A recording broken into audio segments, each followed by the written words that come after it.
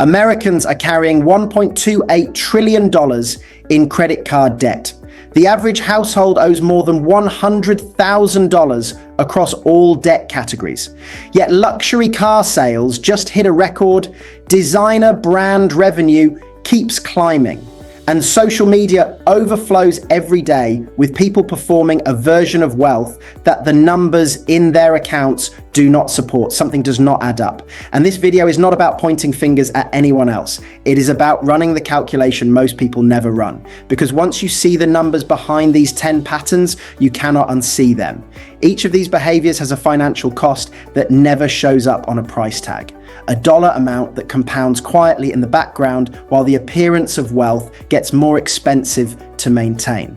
Most people carry one or two of these patterns without ever calculating what they are actually worth in terms of destroyed long-term wealth. We're going to change that today. 10 patterns, the mechanism behind each one, and the number nobody tells you when you are making these decisions. Before we get into the list, I want to address something directly.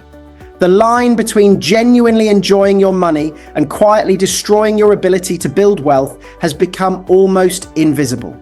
Not because people are reckless or irresponsible, but because the social signals we use to measure success have completely disconnected from the financial structures that actually produce it.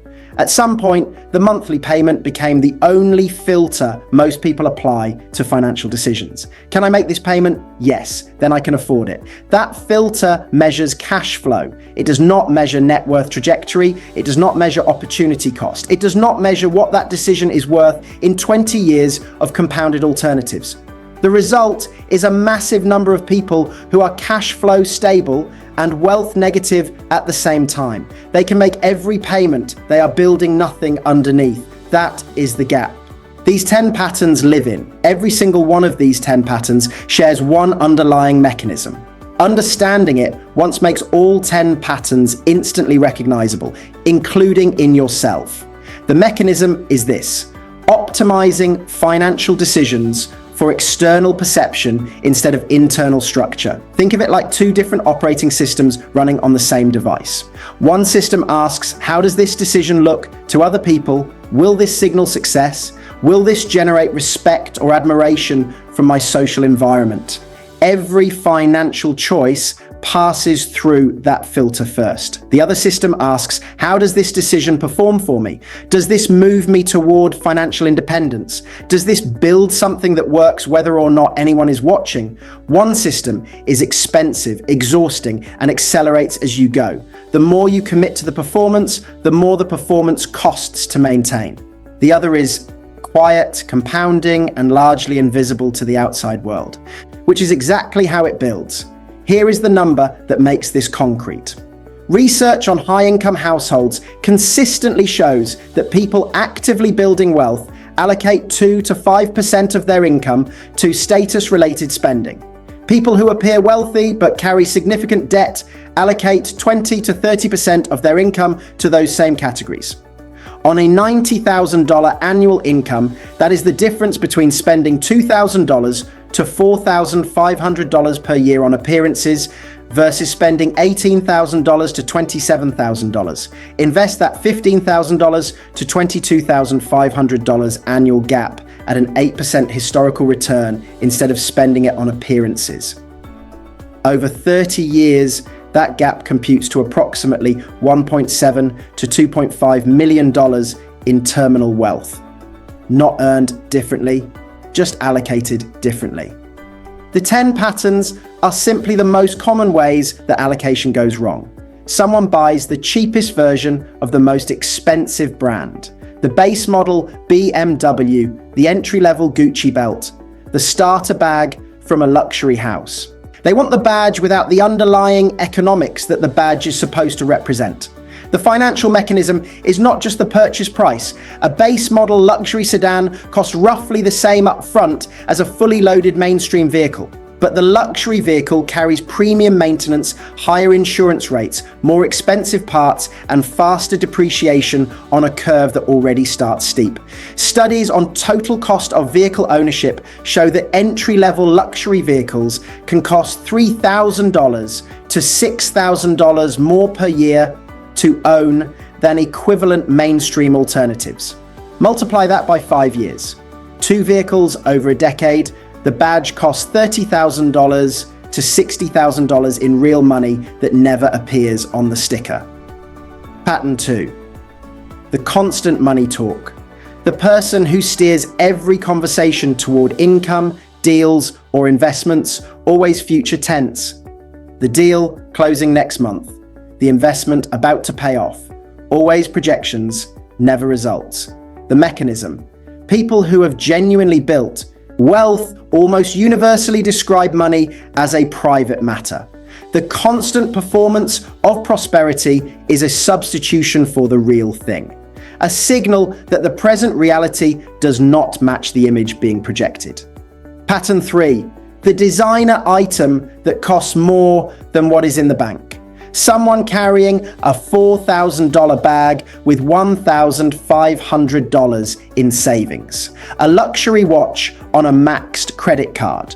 The purchase is not a celebration of success. It's a costume for success that has not arrived yet. The rule, if you cannot afford to buy it twice, you cannot actually afford it. When a single purchase represents 2 or 3 months of liquid savings, that is financial jeopardy presented as a lifestyle choice.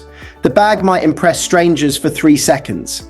The empty savings account creates stress for years. Pattern 4. Leasing luxury cars in a perpetual cycle. Leasing gets its own entry because it is the most mathematically damaging pattern on this list when practiced continuously. When you lease, you pay for the steepest depreciation years of a vehicle and return it with zero equity. A $55,000 vehicle worth $33,000 after 3 years means you financed approximately $22,000 in depreciation plus interest and fees. Then you restart the same cycle on a new vehicle. Someone who leases continuously for 20 years might spend $240,000 or more in total payments and own nothing at the end. Someone who buys a 3-year-old used vehicle with that same monthly budget owns an asset with retained value. The difference over 20 years invested alternatively can exceed $180,000 in compounded wealth. Pattern 5. Social media performance of a lifestyle that does not fully exist. The curated feed of luxury experiences and purchases designed for external consumption. The experience is not complete until documented. The purchase is not satisfying until others engage with it.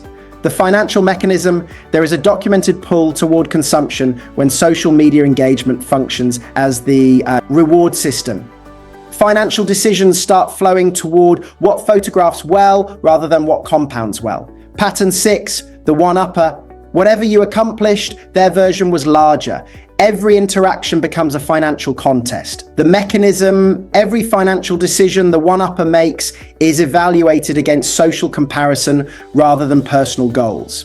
This produces systematically distorted behavior, overspending in visible categories, underspending in invisible ones, driven entirely by the need to maintain a position in a comparison hierarchy rather than progress toward any actual financial objective. Pattern 7. Counterfeit goods. Paying $200 to $350 for a fake version of a $2,000 item rather than paying $200 for a genuinely well-made product from an accessible brand.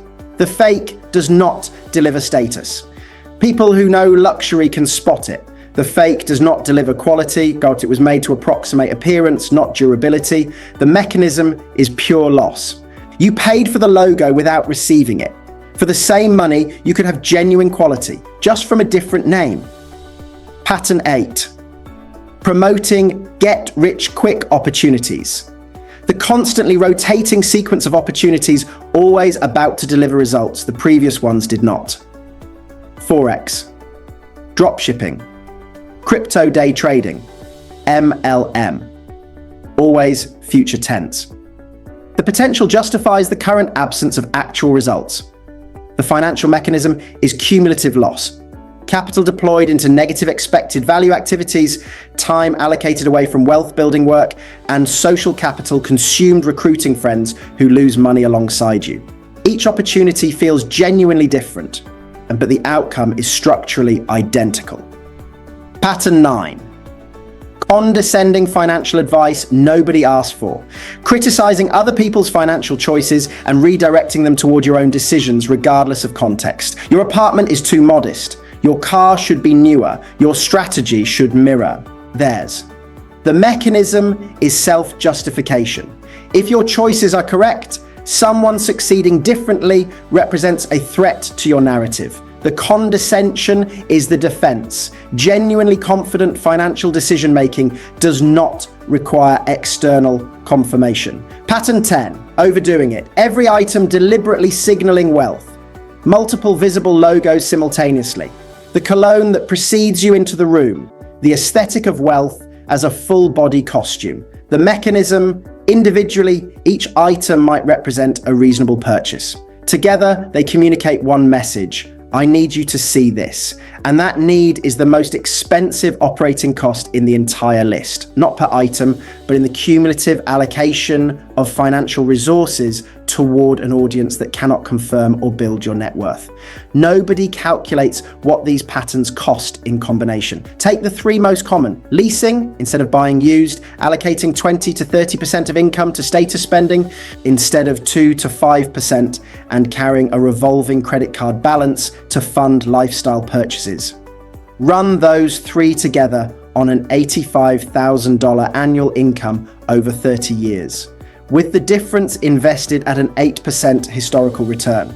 The combined wealth gap approaches $1.2 to $1.8 million in terminal net worth. That number never appears on any receipt.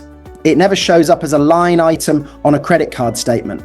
Nobody presents it when you sign a lease or swipe for the designer bag. It exists as the permanent difference between what your financial life could look like and what it actually looks like when these patterns go uncalculated. I want to say something important here, because this is where this argument gets misread. This is not a case against spending. If you have built a genuine financial foundation, you have your emergency fund, you are investing consistently, your fixed costs are manageable, and you want to spend on something that genuinely matters to you. The math supports that completely. Real wealth does not require deprivation, it requires sequence. The problem is not the spending, the problem is spending on performance before building the structure that makes the spending genuinely sustainable. The pattern that destroys wealth is not buying the luxury item. It is buying it before building the thing underneath it. 3 questions that cut through all 10 patterns simultaneously. The first, is this financial decision driven by what I genuinely want or by what someone else is going to see? The desire and the performance can feel identical in real time. The test, would you make the same purchase if absolutely nobody you knew would ever find out? If the honest answer is no, the decision is performance, not preference. The second, is the monthly payment my only filter? If you have not calculated the total cost of ownership, the opportunity cost of the capital, and the impact on your wealth trajectory, you have not decided whether you can afford it. You have only decided whether you can make the first payment. Those are not the same calculation. The third, what percentage of my income is currently going toward how things look versus how things perform? Pull the last 3 months of spending. Categorize what is visible to others versus what builds silently in the background. That ratio tells you more about your financial trajectory than your income, your credit score, or your investment portfolio. If the ratio is significantly weighted toward visibility, the patterns in this video are not describing other people. They are describing your current operating system. Performance mode optimizes for external perception. Every purchase is filtered through its signal value. What does this say about me to the people who see it? The decisions are expensive, require constant maintenance, and accelerate as your social environment becomes more expensive to perform within. The more you commit, the more commitment it requires. It is a treadmill that speeds up the longer you stay on it. Freedom mode optimizes for internal structure. Every financial decision is filtered through its contribution to independence. Does this build something? Does this compound? Does this reduce my dependence on any single income source or external validation? These decisions are largely invisible. Nobody sees the index fund. Nobody photographs the emergency fund. Nobody posts the paid off debt. But they work continuously, whether or not anyone is watching. The 10 patterns in this video are simply performance mode, running at different intensities across different spending categories. The goal is not to eliminate every visible purchase from your life. The goal is to identify which operating mode is driving your decisions and make that choice deliberately, not by default. Real wealth is quiet, not because wealthy people are secretive, because it does not need an audience to exist. It builds in silence. It compounds without observation. And one day it produces the only thing that performance spending never can. Freedom. Actual, structural, irreversible freedom. Not the appearance of it, the real thing, the financial operator. We don't sell dreams. We explain systems